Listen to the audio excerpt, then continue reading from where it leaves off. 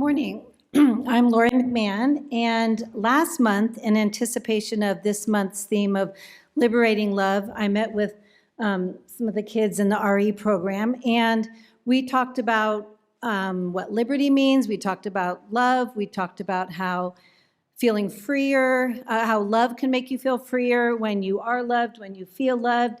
You may feel freer to try new things, include people in your life, be a good friend.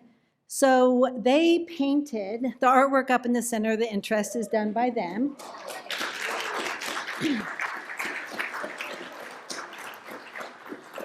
So they painted the hearts, they painted the LOVE letters going down a diagonal. I know it's hard to see their words in their photos, but please make time at some point during the month to come up and take a closer look. Right now, they are going to share their words with you. So Milo, would you like to start?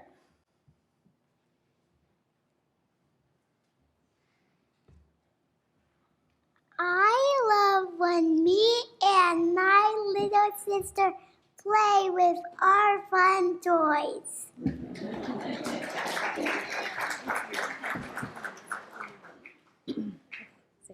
I love Dad. I love Dad. Everyone. Everyone. Grandpapa. And Papa. Strawberries. And Bubba. Brother Bubba is Milo.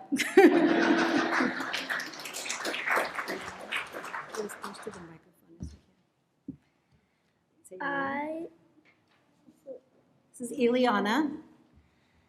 I love having fun with my friends. My pet worms we compost with my parents.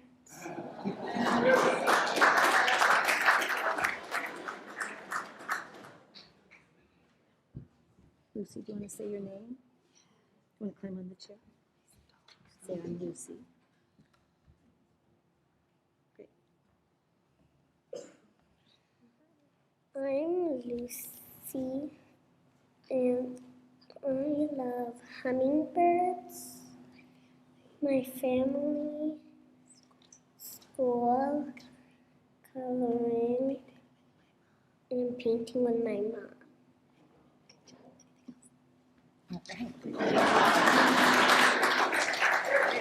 What's your name? This is Abby. What do you love, Abby? Strawberry. Yeah.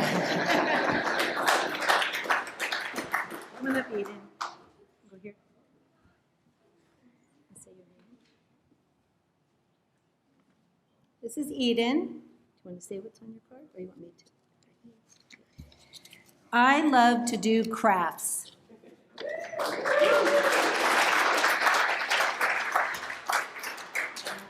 Thank you. Almost exactly 5 years ago, on January 9th, 2019, I attended my first spiritual autobiography class at Beth Harrison's house. I remember walking up to her door, journal and writing utensil in hand, not sure what I was getting into. I was new to UUFRC. Rob and I had attended for the first time in August of 2018, and it was an in your own words service, and we listened to members of this community share their writing. It was beautiful. I hadn't done any personal writing before, and I was nervous. I didn't really know anyone in the group, but I was excited to meet people and give writing a try. As I sit at my desk working on this reflection, this type of writing has become comfortable. Reverend Brian sends out the worship topic.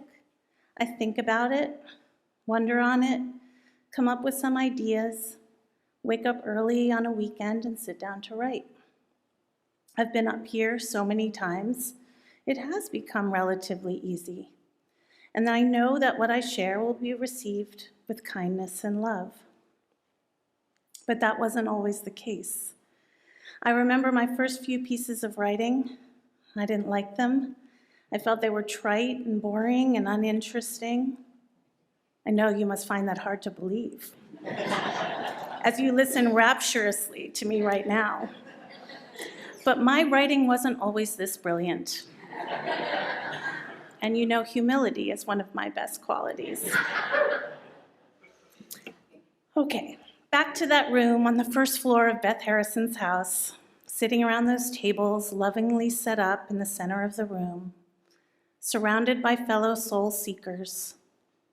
I found my voice.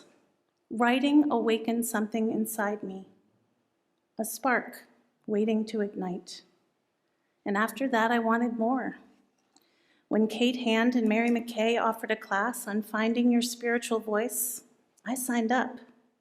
That led me to the worship committee, where I found an outlet and an audience for my writing.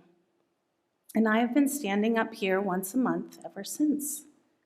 Each time I sit down to reflect and write, I connect to my own spirituality. I grow through the ideas and thoughts that are spurred on by the worship topic. I often think I don't have any ideas, and then I start writing, and I surprise myself. And that surprise itself feels like a spiritual experience. And when I stand up here to share my thoughts and ideas, my vulnerabilities, my challenges, we grow together spiritually through our connection and through the sharing itself. When I started this journey, I didn't feel I had much to say. I didn't think I was a writer, but like anything else, over time, I have found my voice.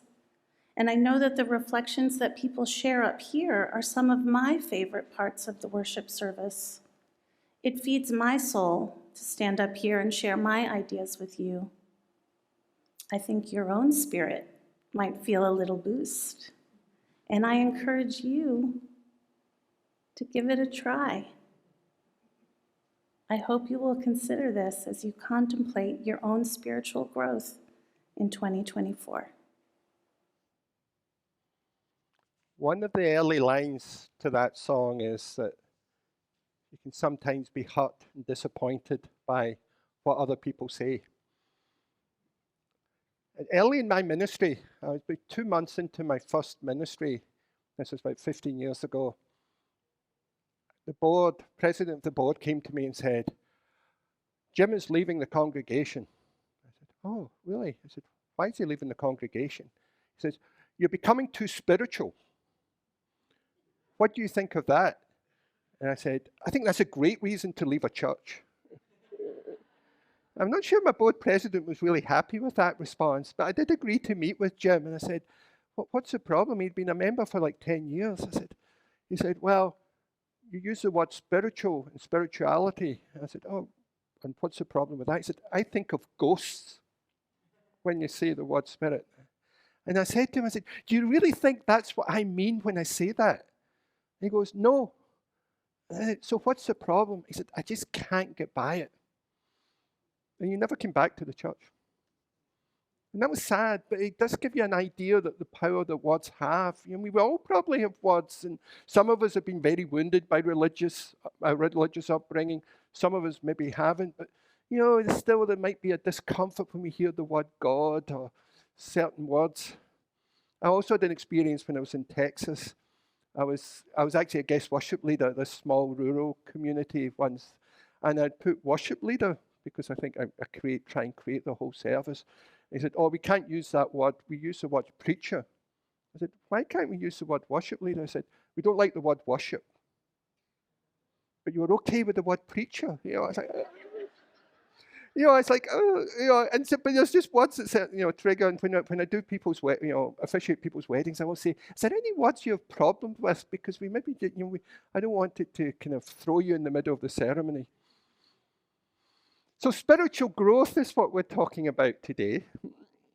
And that can be a problematic word. I mean, not so much, I don't think, in this community. It's just like, what does it mean?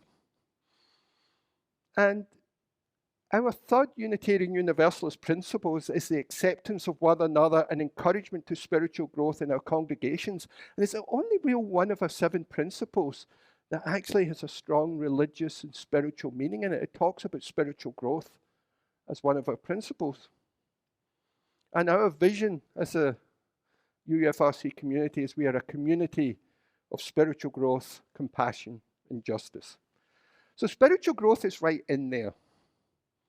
And so what do we mean by spiritual growth and spirituality? And I like to think of spirituality as these ideas beyond our materialistic view of the world. And it's that view of the world beyond the materialistic without necessarily accepting a belief in some supernatural deity or divine being even.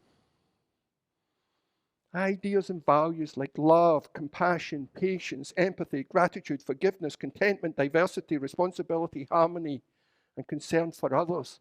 Those are the values I think of when we talk about spirituality. And many Unitarian Universalists struggle with the idea of creeds or professions of faith. And it's quite common in the Christian tradition as a profession of faith is that Jesus Christ is my Lord and Savior would be a profession of faith. But that's a statement. How does it help one grow? How does it help one live in everyday life? And I think where spiritual growth would come from me in a Christian perspective, I don't identify as a Christian, from a Christian perspective would be, I'd like to become more Christ-like. I'd like to be influenced by the life and teachings of Jesus. That would be a path for spiritual growth for many Christians. And I think many non-Christian Unitarian Universalists and Christian Unitarian Universalists are more influenced by the life and teachings of Jesus than the death and resurrection. I think that's definitely the path we lean towards as Unitarian Universalists. One of my colleagues, a Unitarian Universalist minister, he grew up Catholic and he went to his grand's Catholic church. And she was 90 and she'd been going there all her life. And they were having a confirmation at the church, in the Catholic church. And he was 10 years old and he looked at it and then the person made their profession of faith. And then the people came up and were laying hands on him. He was kind of horrified by this because he couldn't see the person. Said, Gran, what are they doing? And his gran, without missing a beat, just looked and said, they're removing his spine.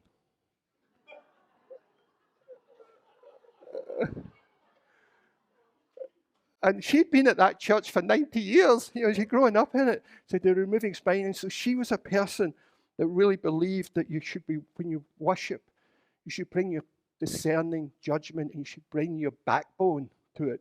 So it's easy to laugh at that, but where do Unitarian Universalists lose their backbone when it comes to spiritual growth?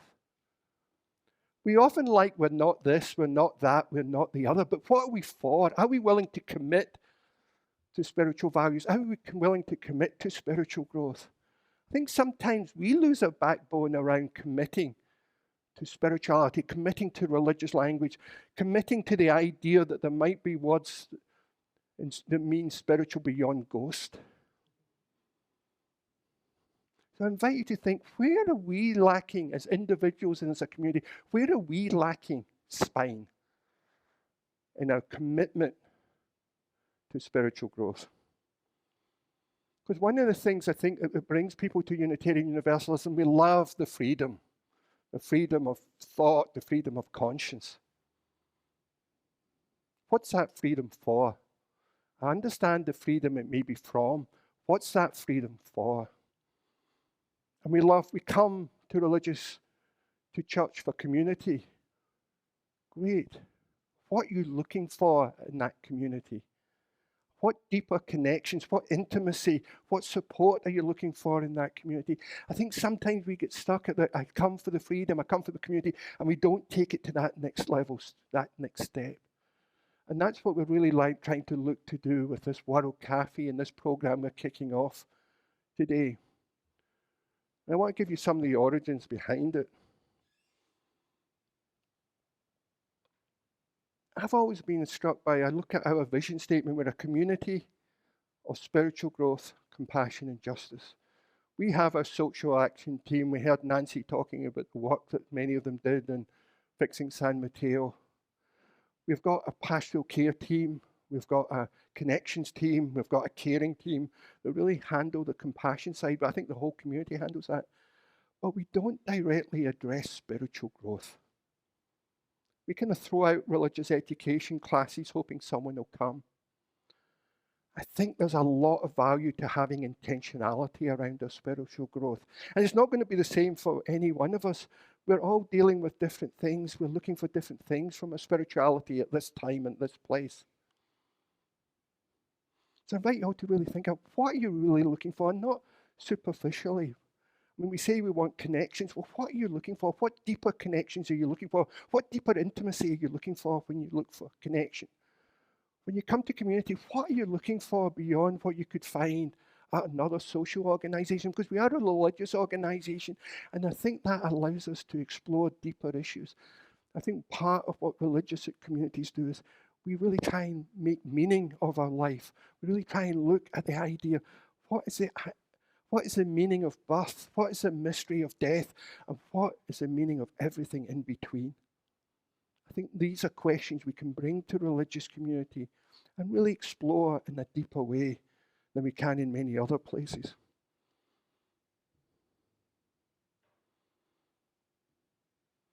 This stole that I'm wearing was given to me at the installation almost 2 years ago, if you can believe that. It was in April 2022. And many people asked afterwards, well, what's all this? Are these crosses on it? And so Cindy Williamson, who made it, I asked her, I said, yeah, what are these crosses, Cindy? and here's the answer she gave me. She says, she liked the ambiguity that people could make up their own meaning, because I think that's what Unitarian Universalists. But she said, the questions I feel I've heard from you in your sermons are, what do we bring to each other? What do we bring to Redwood City? What can we bring to the world? And the answer is more. More love, more hope, more justice. The plus signs are more. And I love that, Cindy, so thank you for that. And I think we are looking for more. It's often said that religious community fills a heart-shaped hole that's missing in our lives. Religious community fills a heart-shaped soul that's missing in our life.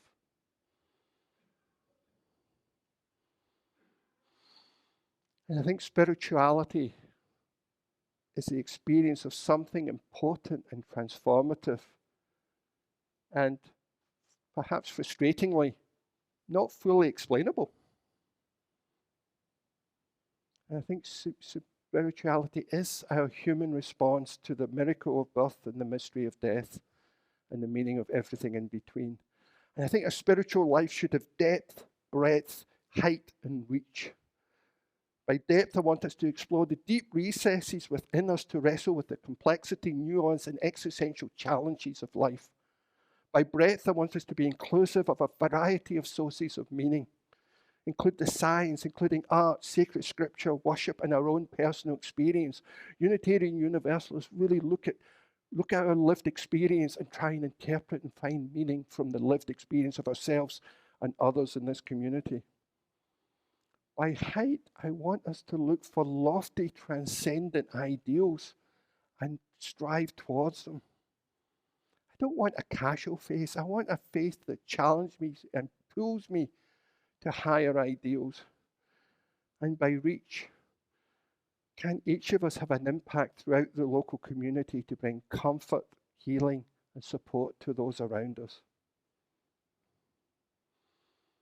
The Unitarian Universalist Elizabeth Jones says, in every life, there are certain moments which partake another higher order experience, peculiarly precious moments which offer serenity, hope, and strength, and which allows us to return to the demands of daily life with renewed vitality and confidence.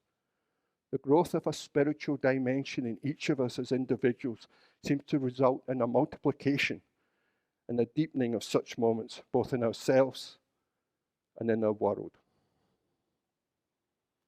The growth of a spiritual dimension in each of us as individuals seems to result in a multiplication and a deepening of certain moments, both in ourselves and in our world. I think ultimately what we're trying to do, we're trying to grow our capacity for love, grow our capacity for compassion, grow our capacity for justice, grow our capacity for kindness. And it's a challenge. And I don't think we can do it ourselves. We need to do it within religious community.